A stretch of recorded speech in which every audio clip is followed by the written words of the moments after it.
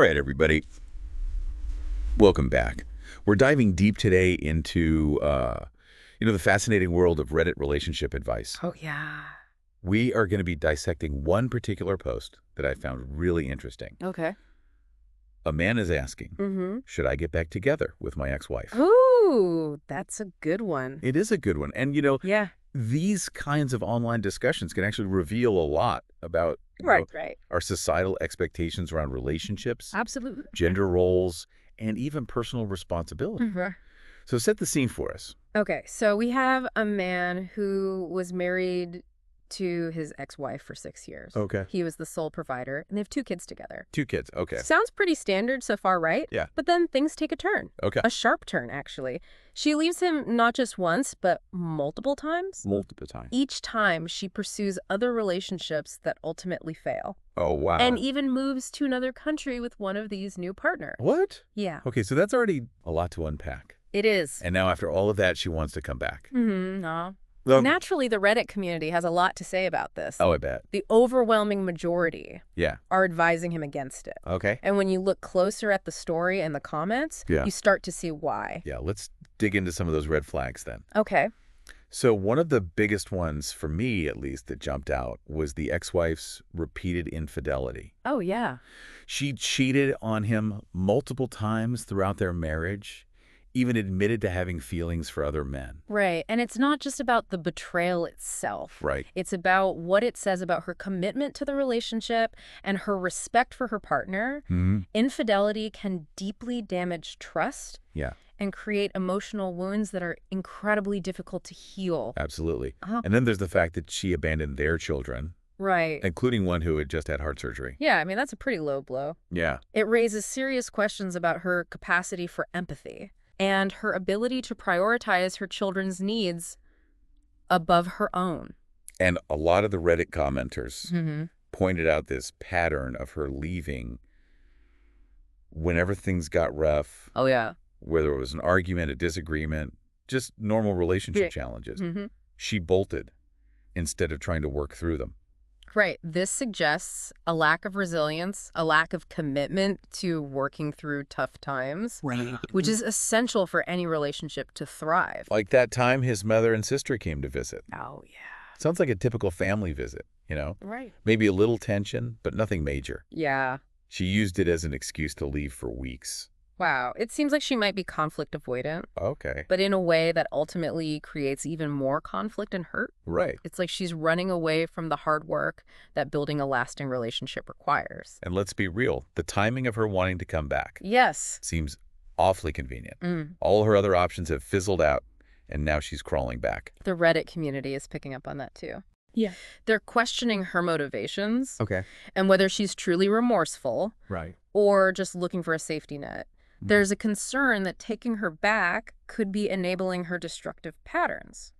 It's almost as if she's operating under the grass, is greener syndrome, Oh.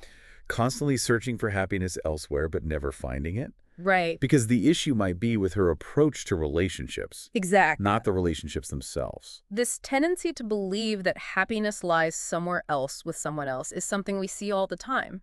Yeah. It's often fueled by dissatisfaction with one's current situation, but instead of addressing the root causes of that dissatisfaction, Right. people chase after external solutions only to find that the same problems resurface in new relationships. So in this case, the Reddit community is basically telling this guy, don't fall for it. You deserve better. Don't let her back in. They're urging him to prioritize his own well-being and, most importantly, the well-being of his children. Mhm. They're reminding him that taking her back could lead to more heartache for everyone involved.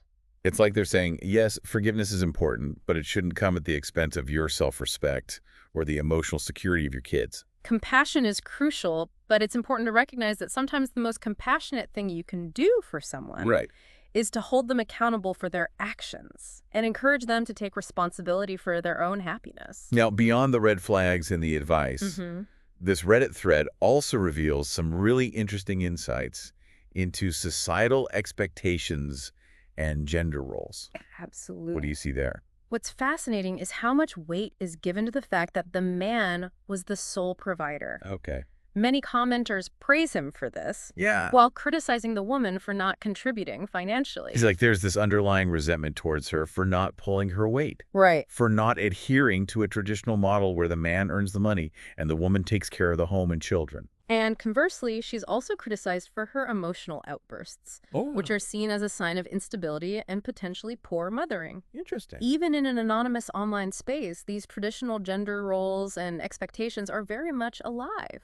It's a reminder that these societal norms run deep, and they inevitably influence how we judge others' actions, especially within the context of relationships. Absolutely. It begs the question, are we truly moving towards a more equitable model of partnership where both partners contribute equally? Right. Or are we still clinging to outdated notions of what it means to be a man or a woman in a relationship? That's a really good question, and honestly, it's something we could probably spend an entire episode discussing. Yeah. But for now, Mm-hmm. let's keep unpacking this particular Reddit case. There's still a lot more to uncover. Definitely. We've only just scratched the surface of this story, and the insights it offers into human behavior, societal expectations, and the complexities of modern relationships. Absolutely. So stay tuned. We'll be right back. It's easy to get caught up in the drama of this Reddit story, but I think it's important to take a step back and consider the underlying psychological factors at play here. Okay, so, why would someone repeatedly make choices that seem so self-destructive? Mm-hmm. I mean, leaving your partner and children multiple times, Right. pursuing relationships that are clearly not going to work out. Yeah, It's a pattern that begs for a deeper explanation. absolutely. And a lot of the Reddit commenters were actually speculating about potential psychological issues Okay. that might be contributing to the ex-wife's behavior. Okay. Some suggested that she might be struggling with unresolved childhood trauma or attachment issues. Yeah, that makes sense. If someone grows up in an environment where relationships are unstable or unreliable, Right. it can make it difficult for them to form secure attachments later in life. Mm. They might constantly be seeking validation and love Right. in ways that are ultimately self-sabotaging. Exactly. It's like they're trying to fill an emotional void, but they're going about it in a way that perpetuates the cycle of pain and rejection. It's like that saying, you can't love someone else until you love yourself. Right. Maybe she needs to address those deeper emotional wounds before she can truly be in a healthy, committed relationship. I think that's a powerful insight, and it ties into the idea of self-awareness, Yeah. which is so crucial for personal growth and for building healthy relationships. Some commenters even went as far as to speculate about personality disorders, Oh, wow. like borderline personality disorder or narcissistic personality disorder. Yeah, those are pretty serious diagnoses. Yeah. And it's important to remember that we're not qualified to make those assessments. Of course. Of course.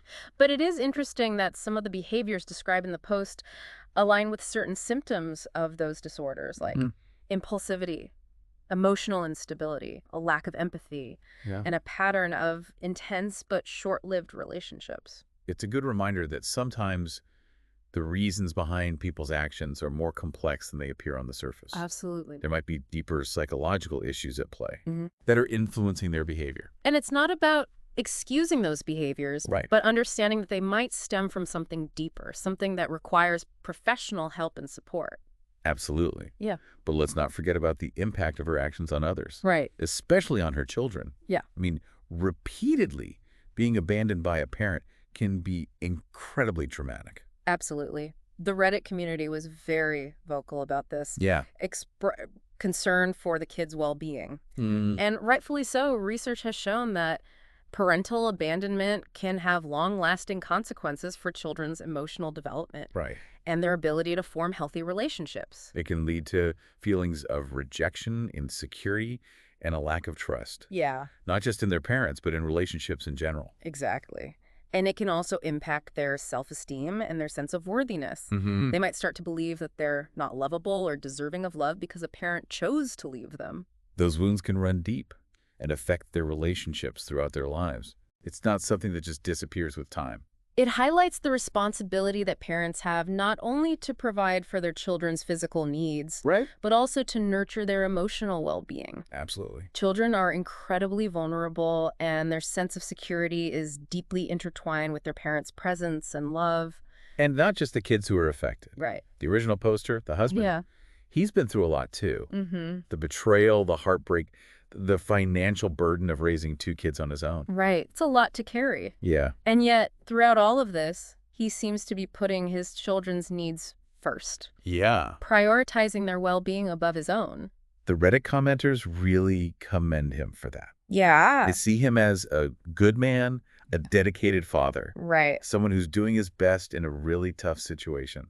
They're encouraging him to continue to prioritize his children, Yeah. to seek therapy for himself if he needs it, and to build a stable, loving environment for his family. They're reminding him that he deserves happiness and that he shouldn't settle for a relationship that brings him more pain than joy. Right. It's a beautiful example of a community rallying around someone who's hurting Yeah. and offering support and guidance. It really highlights the power of online communities to connect with people, offer empathy, and provide a sense of validation and belonging. Even though it's all happening through a screen, that human connection can be incredibly powerful.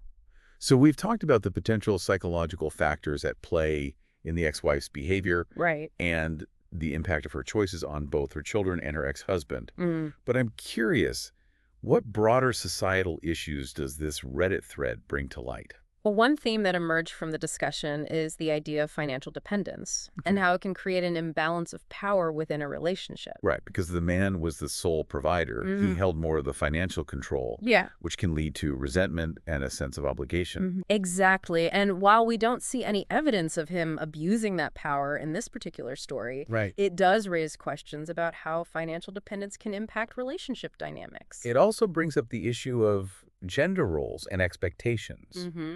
There was definitely a sense in the Reddit comments that the woman should have been contributing financially, Yeah. that it was her duty as a partner. It reflects this societal expectation that men should be the providers or breadwinners, Right. while women should focus on domestic responsibilities. And while that model might have worked for some couples in the past, Right. it's becoming increasingly outdated in today's world. Absolutely. More and more couples are choosing to share financial responsibilities. Yeah. And the traditional roles of husband and wife are becoming less rigid. I think the Reddit community's response to this story Yeah. reflects that shift. Yeah. There's a growing awareness that both partners should contribute to the relationship, both financially and emotionally. And that a healthy relationship is built on mutual respect, shared responsibility. Yeah. And a willingness to work through challenges together rather than running away at the first sign of trouble. Precisely. And when that balance is missing, as it seems to be in this case, Right. the relationship is likely to become unsustainable, Yeah. leading to resentment, hurt, and ultimately a breakdown of the partnership. It's a valuable reminder that open communication, clear expectations, and a shared vision for the future are essential for building a strong, lasting relationship. This whole discussion has me thinking, about the bigger picture here. Okay. We've talked about red flags, psychology, societal expectations. Right. But it all boils down to this age-old question, what makes a good partner? Yeah, it's fascinating how this one Reddit post can spark such a complex conversation. When you look at the comments, there's this clear admiration for the original poster. He's seen as the good guy, the responsible one, the one who stuck by his wife even when she was making bad choices. Right. And there's a lot of praise for his provider role, Yeah. for his stoicism, for putting his kids first. It's like he embodies this traditional idea of masculinity. Right. But it also makes me wonder if those expectations are fair or even healthy in the long run. It's a valid point. Are we setting men up to be emotionally repressed? Yeah. To always be the strong, silent type? Right. And on the flip side, are we letting women off the hook when it comes to financial responsibility and emotional maturity? There's definitely a tension there, a push and pull between traditional gender roles and the desire for more egalitarian relationships. Right. We see this playing out in the Reddit comments, too. Yeah. You have some people clinging to the idea that men should be the providers and protectors, Right. while women should be nurturing and submissive. But then you have others pushing back against those norms, arguing for shared responsibility and equal partnership. It's like we're in this in-between space Yeah. where the old rules are being questioned, but we haven't quite figured out what the new rules should be. And that uncertainty can be really challenging, especially when it comes to navigating relationships. Right. We're all trying to figure out what it means to be a good partner in a world where the definition of partnership is constantly evolving. So what can we take away from all of this? Yeah. How do we even begin to answer that question of what makes a good partner? I think it starts with self-awareness. Okay? Understanding your own needs, your own values, your own patterns of behavior is crucial for building healthy relationships. And recognizing that a good partner isn't defined by rigid gender roles or societal expectations, Right. but by their actions, their character, their commitment to the relationship. It's about finding someone who shares your values, who respects you, who supports you, who challenges you to grow, and who's willing to put in the work even when things get tough.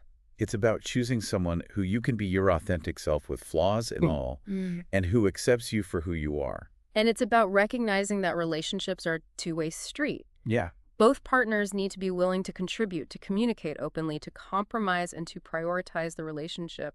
It's not about finding someone who completes you, Right. but about finding someone who complements you, who adds to your life, and who you can build a life with. And I think it's important to remember that relationships are constantly evolving. Yeah. What works for you and your partner at one stage of life might not work at another. Right. Being adaptable, being willing to adjust, to communicate, to renegotiate expectations is key for navigating those changes together. Absolutely. Yeah.